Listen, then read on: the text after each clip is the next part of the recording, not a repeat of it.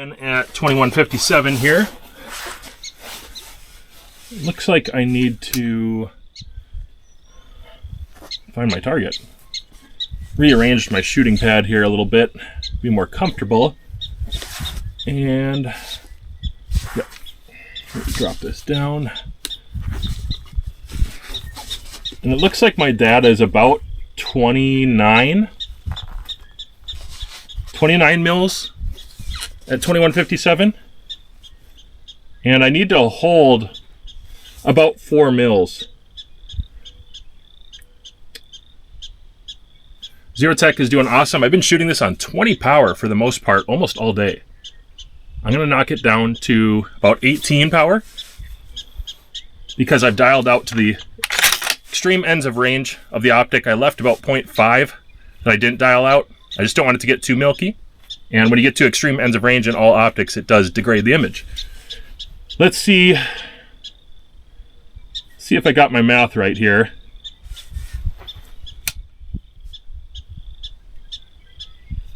And make sure we're recording. That helps. I think I need to hold 2 mils of wind and spin drift and everything else.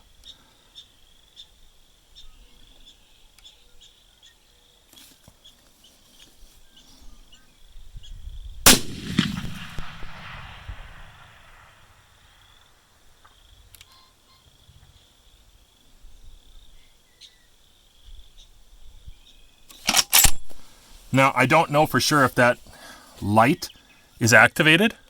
I think it is, but we'll find out. I should be able to tell if I hit the target by a sound at least. I was relatively close on that one.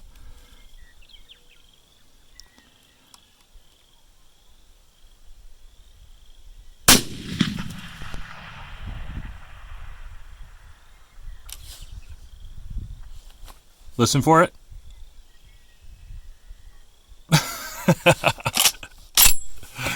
Cool, man. Cool. That was 2157.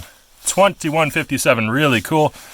Obviously, the ZeroTech got me out there with 25 mils dialed into the turret, and then I held 4, and then I held 2 for windage. Let's see if we can get another hit on there, hopefully in the same wind. Oh, that sun.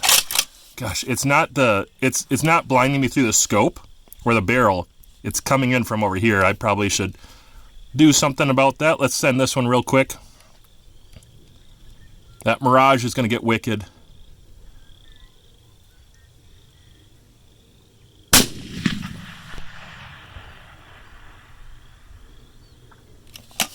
Just right. Probably right and low.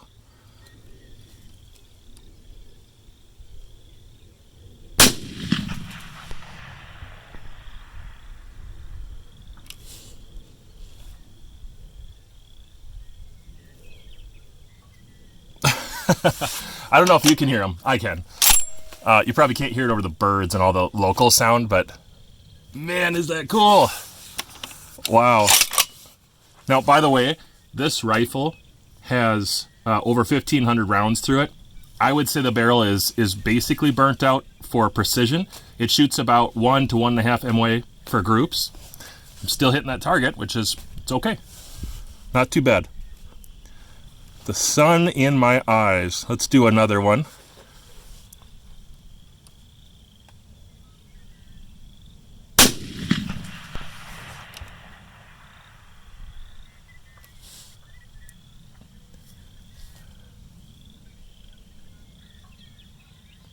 Man, what a delay.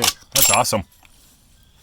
Looks like it's going to be somewhat repeatable. So I'll go ahead and let this cool down. And I think I feel pretty comfortable with what I need to do to hit that target and let this cloud come out and block the sun.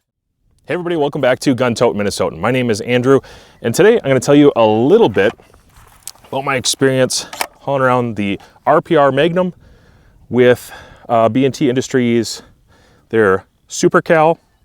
I do have a DST Precision 5-pound weight on here. Anarchyoutdoors 40 MOA rail, as well as bolt handle and bolt knob. And Anarchyoutdoors is basically what makes this possible. along with the good ammo from Hornady. That's the 225 grain ELDMs, and those fly so well. I was not actually prepared for how well they would do at extended distances. Out to 2,300 yards, they were fairly reliable. 2,100 yards, they were still great, and then on in from there, they were very, very, very reliable. So thank you to Hornady for making great stuff. The Optic, though, that's what I want to talk about a little more. So the Optic is the Trace Advanced 5 to 30. And this one happens to have the RMG2 reticle. I've got a Trace Advanced 4 to 24 with the Tremor 3 reticle, which they do employ, and you can get that in either model. But with the 5 to 30, shooting in the conditions that I've had in the last 3 days, first conditions day was really great. It was pretty much optimum. Could read the mirage really well. There wasn't, much for air quality concerns. Day 2 was really, really good, just pretty hot out. But optically, again, running things out to 2,300 yards, I was seeing effective hits, and especially at 2157, that was pretty repeat. Very happy to be able to use this to judge left and right, and that's just a very small puff of dirt, and there's vegetation out there. And so the Optic was able to help me discern where those little puffs of dirt were coming from in this thick vegetation, which is really tricky. Honestly, I was very concerned when I got out here and I realized that it's not gravel and dirt.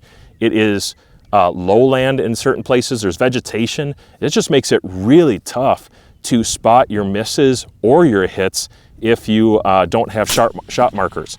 For me, I had shot markers on most of the targets out here today, and most of them were working. I had a little trouble with one at 1,500. I think that one's dead or had gotten hit at some point. For that impact. The Optic, though, tracking was true from day to day. I was running the same numbers for the most part. The wind leads were really useful in the reticle. The RMG2 is a very competent reticle, and now I can fully say I've run it all the way down in there, and I've run to the extent of the glass, and I've dialed all the elevation out of it. I've run as far as I can run with this Optic and that small of bullets, 225 grain bullets.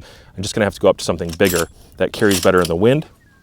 And then maybe a 60 MOA base, which I think, if I'm right, Anarchyoutdoors has a 60 MOA base as well. I know it's windy, I apologize about that. I'd be remiss if I didn't mention Anarchyoutdoors. That's where this 40 MOA rail came from, this bolt knob and handle, and they make it just so smooth to run the action. It just feels better, in my opinion.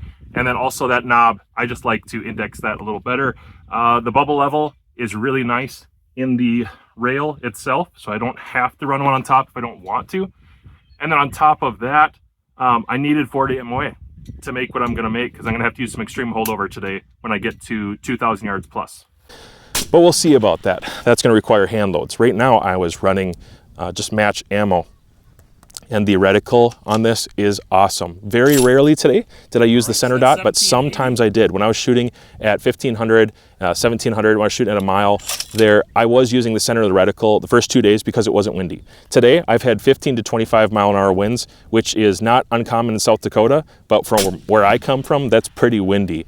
And it wasn't always directly right to left wind, but sometimes it was. And I had to use that RMG reticle with extreme windage, and then I had to take off the cap and actually dial some in. And everything tracked true, everything was winding up where I wanted it to be. And I was able to see what I needed to see. The center of the glass is really optimized, but I can use the extended holdover pretty much to extreme conditions. Like today, I was using extreme holdover. I was not centered in the glass at all. I was dialed all the way to the max, and the fires in Canada have made the glass, or made the air quality extremely poor. It's like a orange level or yellow level. I can't remember what it is. It's sort of hard to breathe out for people with asthma. It's just all this smoke in the air, so it's just not clean, and it's hard to see. I actually can't see the 2-mile target, and I'm struggling to see the 2,300 yard target. I'll show you a little bit of footage where I ran the Trace Advanced 20 to 60 spotter. Now with the 20 to 60 spotter, it is not a glass issue there. That has really good glass. It's an air quality issue where you just can't deal with this much fog and smoke in the air and clear up that image. It's just really tough. And actually, I could see more when I was reviewing my footage. I could see more through my scope than I could for detail through the 20 to 60 spotter. And that has a few things to do with the fact that I was running my phone camera on there. That diminishes some of the image. just having my eye right up to this guy, I could see really, really well. And that's exactly what I needed to do. So this was a bucket list thing for me, and I chose a ZeroTech to come out and do this. So thank you to ZeroTech for helping me accomplish this today. Really, really impressed with the design. It's a very, very functional optic, and I kind of want to go further now.